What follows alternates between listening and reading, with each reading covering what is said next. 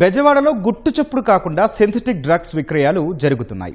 గవర్నర్పేట పరిధిలో drugs విక్రయిస్తోన్న శ్రవణ్ను arrest చేసిన పోలీసులు నిందితుడి నుంచి 27 గ్రాముల MDMA స్వాధీనం చేసుకున్నారు. వీటిని బెంగళూరు నుంచి తప్పించినట్లు ప్రాథమికంగా గుర్తించారు. యువతే లక్ష్యంగా మత్తు దందా కొనసాగిస్తున్న వైనంపై మా ప్రతినిధి జయప్రకాష్ గ్రౌండ్ రిపోర్ట్.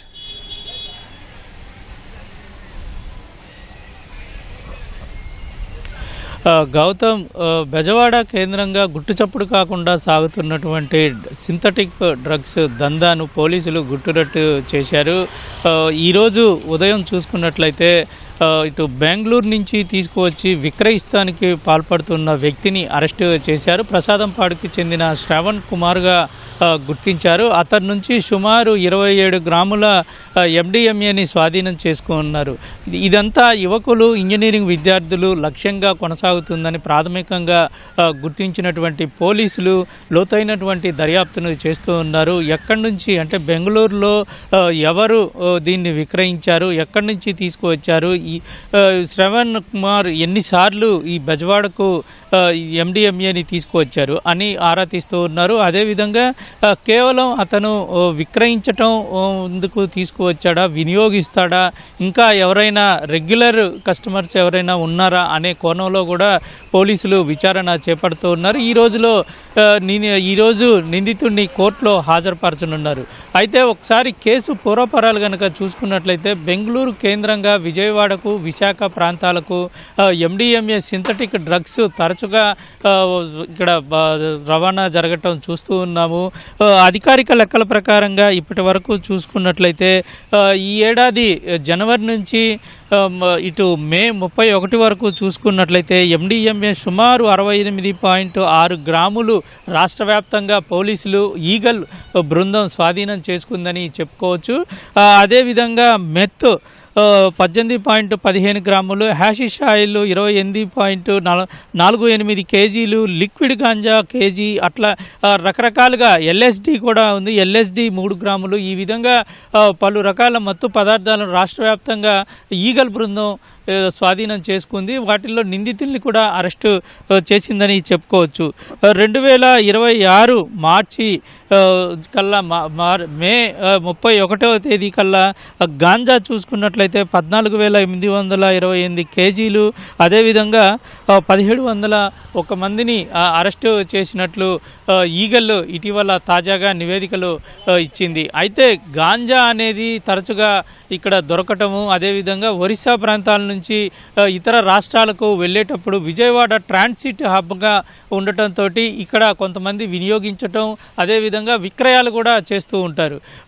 దానివల్ల గాంజా అనేది ఎక్కువగా ఇక్కడ లభిస్తూ ఉంటుంది. కేసులు కూడా అధికంగా నమోదవుతాయి. అయితే అట్లా కాకుండా ఇటీవల కాలం నుంచి MDMA అంటే ఒకవైపు రాష్ట్రంలో ఈ విజయవాడకు నగరానికి ప్రాతినిధ్యం పెరుగుతూ ఉండటం, ఇక్కడ ఇతర రాష్ట్రాల నుంచి అటు కార్మికులు కానీ, విద్యార్థులు కానీ, పలు కంపెనీల్లో పనిచేసేందుకు వస్తున్నటువంటి ఉద్యోగస్తులు, ఈ విధంగా ఇక్కడ కల్చర్ అనేది కూడా పెరగటంతో ఈ సింథటిక్ డ్రగ్స్ వస్తున్నాయని ఒక అంచనా ఉంది. దీనికి సంబంధించి ఈగల్, అదేవిధంగా స్థానిక పోలీసులు, టాస్క్ ఫోర్స్ సిబ్బంది వీళ్ళంతా ప్రత్యేకంగా వీటిపైన నిఘా పెట్టారు. ఈరోజు కూడా పక్కా సమాచారంతో ఈ పోలీసులు ముందస్తుగానే నిఘా పెట్టి నిందితుడిని అరెస్టు చేసి MDMAని స్వాధీనం చేసుకున్నారు. ఇలాగే గతంలో వైజాగ్ తరలిస్తూ ఇక్కడ స్థానికంగా ఆగినటువంటి యూత్ టీంని అరెస్టు చేసి ఇటు మాచవరం పోలీసులు అప్పుడు కూడా సుమారు 20 గ్రాముల పైనే స్వాధీనం చేసుకున్న పరిస్థితి ఉంది. వాళ్ళంతా విద్యార్థులు, ఆల్రెడీ ఉద్యోగాలు చేసేవాళ్ళుగా గుర్తించారు. అయితే కేవలం స్నేహితులతోటి సావాసం చేసి ఒక కిక్కు కోసం ఈ విధంగా మత్తు పదార్థాలకు అలవాటు పడి జీవితాలను, భవిష్యత్తును అంధకారంలోకి నెట్టేసుకున్న పరిస్థితి కనబడుతుంది. అదేవిధంగా గతంలో బెంగళూరులో నుంచి ఇక్కడికి తీసుకురావటం, అంటే గోవా నుంచి బెంగళూరుకి, బెంగళూరు నుంచి నగరానికి తీసుకురావటం జరుగుతుంది. ఇదంతా చూసుకున్నట్లయితే ఒకటి ప్రైవేట్ ట్రావెల్స్, మరోవైపు కొరియర్ మార్గంలో కూడా చాలా సులువుగా ఇక్కడికి నగరానికి తరలిస్తూ ఉన్నారు. వీటిపైన ఎంత నిఘా పెట్టినప్పటికీ అక్రమార్కులు పలు మార్గాల్లో ఎవరికి తెలియకుండా కళ్ళు కప్పి ఈ విధంగా అక్రమ రవాణా చేస్తున్న పరిస్థితి ఉంది. మొత్తం మీద ఈ మత్తు పదార్థాలను అరికట్టేందుకు ఒకవైపు కూటమి ప్రభుత్వం ఒక ప్రతిష్టాత్మకంగా ప్రత్యేక బృందాన్ని ఏర్పాటు చేయటమే కాకుండా దానిపైన గట్టిగా పోలీసులు వ్యవహరించాలనే ఆదేశాలు కూడా జారీ చేసిన పరిస్థితి ఉంది. దీంట్లో భాగంగానే విస్తృతంగా తనిఖీలు ఎప్పటికప్పుడు, అంటే కేవలం ఒక సమాచారం వచ్చినప్పుడే కాకుండా ఎప్పటికప్పుడు ర్యాండమ్గా తనిఖీలు చేయటము, అదేవిధంగా రైళ్లలో బస్సుల్లో ర్యాండమ్గా తనిఖీలు చేసి ప్రత్యేక బృందాలు ఏర్పాటు చేయటము. ఒక్కసారి కనుక ఒక పట్టుపడితే వాటికి ముందు వెనుక ఉన్నటువంటి కీలకమైనటువంటి నిందితులు ఏ గ్యాంగు వీటిని విక్రయిస్తుంది అనేటువంటి కోణంలో పూర్తి స్థాయిలో విచారణ చేపడుతూ ఉన్నారు.